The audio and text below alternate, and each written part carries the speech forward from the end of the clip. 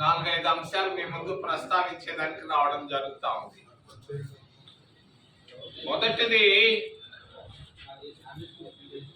12 సంవత్సరాల భారతీయ జనతా పార్టీ కేంద్ర ప్రభుత్వ పరిపాలన.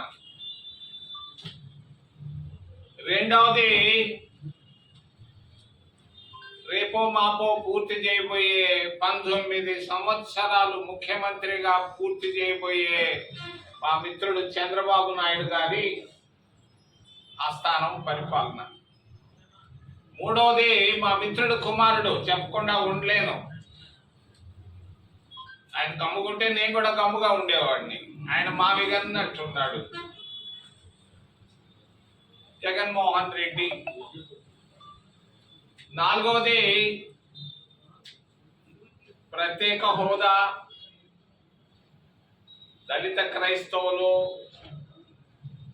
కాపులు ఆంధ్రప్రదేశ్ రాష్ట్రంలో.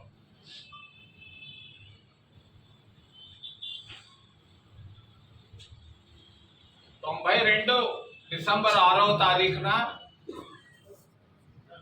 బాబ్రీ మసీదును పడగొట్టి అయోధ్య రామాలయాన్ని కట్టడం జరిగింది. మనందరం ఆహ్వానించాం. తిరుపతి వెంకటేశ్వర స్వామి లాగా అయోధ్యలో రామాలయం రావడం చాలా సంతోషం. దేశ ప్రజలకే కాదు, ప్రపంచంలో ఉన్న ప్రతి హిందూ ఇష్టపడ్డాడు. మరి అయోధ్య పేరు మీద, రాముడు పేరు మీద, దేవుడు రాముడు పేరు మీద వేల కోట్ల రూపాయలు కలెక్ట్ చేయడం జరిగింది. ప్రతి ఊరికి వచ్చారు, ప్రతి ఇంటికి వచ్చారు, ప్రతి కోటీశ్వరుడు దగ్గర వేల కోట్ల రూపాయలు తీసుకున్నారు.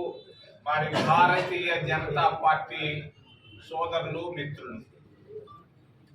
మరి ఉత్తరప్రదేశ్ రాష్ట్రం అంతా ఘోషిస్తా ఉంది. ఈరోజు ములాయం సింగ్ కొడుకు కూడా నిన్న మాట్లాడాడు. వేల కోట్ల రూపాయల అవినీతి జరిగింది రామాలయం పేరు మీద. నేను పాపం ఆస్ట్రేలియాలో ఉన్నట్టున్నాడు, మెల్బోర్న్ లో. ప్రధానమంత్రి గారు, వారిని నేను డిమాండ్ చేస్తున్నాను, మరి ఈ విశాఖపట్నం ప్రెస్ క్లబ్ నుంచి వెంటనే ఈ రామాలయ నిధుల పైన సిబిఐ విచారణ వేయాలి, వేసి తీరాలి. ఆ సిబిఐ విచారణ కూడా సుప్రీంకోర్టు నేతృత్వంలో పర్యవేక్షణలో జరగాలని నేను డిమాండ్ చేస్తున్నాను. రెండో విషయం, చిన్న బిడ్డలు, ఎక్కడైనా ఒక బిడ్డ చచ్చిపోతే మనం ఎంతో బాధపడతాం, కన్నీటితో దిగులు పడతాం. బిడ్డ చనిపోయారు. మరి ఇజ్రాయెల్ దగ్గర పాలస్తీనాలో గాజా అనే ప్రాంతంలో 20,000 మంది చిన్న చిన్న బిడ్డలు చంపడం జరిగింది అమెరికా, ఇజ్రాయెల్ సేనలు. ఇది దారుణం. ప్రపంచ చరిత్రలో 20,000 మంది చిన్న బిడ్డలు చనిపోవడం అనేది చాలా దారుణమైనటువంటి విషయం. మరి భారతదేశ విదేశాంగ శాఖ కానీ, మరి విదేశాంగ శాఖ అధినేతలు కానీ, మరి భారత ప్రధానమంత్రి మోడీ గారు ఒక్క మాట కూడా మాట్లాడకపోవడం గర్హనీయం. మనకు ఉన్నటువంటి గొప్ప విదేశాంగ విధానం గత 75 సంవత్సరాల్లో నెహ్రూ, ఇందిరాగాంధీలు, మన్మోహన్ సింగ్, పివి నరసింహారావు లాంటి ప్రధానమంత్రులు భారతదేశాన్ని ఒక ఉన్నత స్థానానికి తీసుకెళ్లారు. ఈరోజు మరి పరిస్థితి బాగా లేదు.